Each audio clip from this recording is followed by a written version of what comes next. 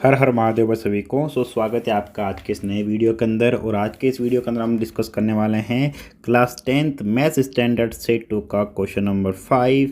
Question number 5 में दिया गया है, if the value of each observation in a data is increased by 2 then the median of the data of the new data. तो जो median जो होगा new data का वो क्या होगा, कितना होगा, ये अपने को बताना है।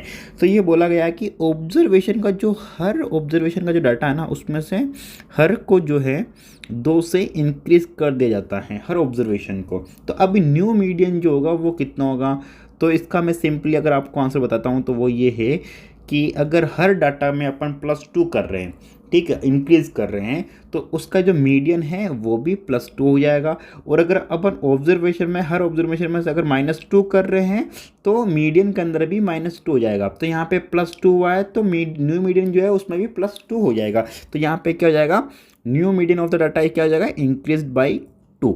ठीक है, अब ऐसा क्यों होता है ये बता देता हूँ मैं आपको। जैसे मान लो कि जो डाटा जो है, टोटल जो डाटा है वो सपोज है n, ठीक है, और पहले का जो सम है वो अपन मान लेते हैं कि न्यू डाटा है।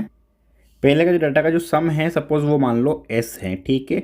और नंबर की जो मीडियन अपन निकालते हैं तो कैसे निकालते हैं, मीडियन इज इक्वल क्या होता है, total sum of observation divided by number of observation. तो नंबर ऑफ ऑब्जर्वेशन अपन ने मान लिया n और टोटल जो सम है वो है n।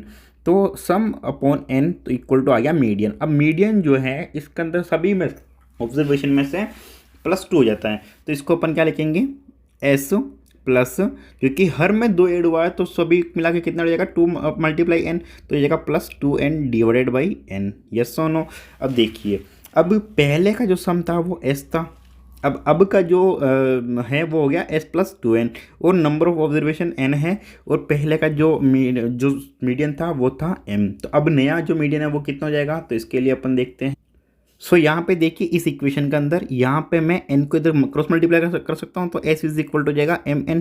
यस और no, s is equal to mn आ गया। तो ये s की जो वैल्यू है ये यहाँ पर पुट कर देंगे इस वाले इक्वेशन के अंदर, तो ये हो जाएगा mn + 2n divided by n, ठीक है। ये हो जाएगी न्यू मीडियन, ठीक है, न्यू मीडियन जो कि अभी अपन फाइंड आउट कर रहे हैं। तो यहाँ पर देखो इन दोनों में से n जो है वो कॉमन आ जाएगा, तो n कॉमन आया तो यहाँ पर बच गया ऊपर में m + 2 डिवाइडेड बाई n। तो n से n कैंसिल हो गया, तो यहाँ पे न्यू मीडियन जो है वो क्या आ गई, m + 2।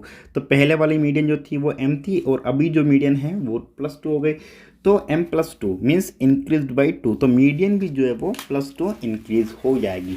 अगर डिक्रीज किया जाता है हर ऑब्जर्वेशन में से तो मीडियन भी जो है डिक्रीज हो जाएगी, और हर ऑब्जर्वेशन के अंदर प्लस किया जाता है कुछ तो मीडियन जो है उसमें से भी उतना ही डिक्रीज प्लस हो जाएगा, इंक्रीज पे इंक्रीज हो जाएगा, डिक्रीज पे डिक्रीज हो जाएगा। उम्मीद करता हूँ कि आपको समझ में आ गया होगा। फिर भी कोई डाउट क्वेरी वगैरह हो तो प्लीज़ कमेंट करके पूछ सकते हैं। थैंक यू सो मच, मिलते हैं नेक्स्ट वीडियो में, तब तक के लिए bye bye, take care, thank you so much, Har Har Mahadev.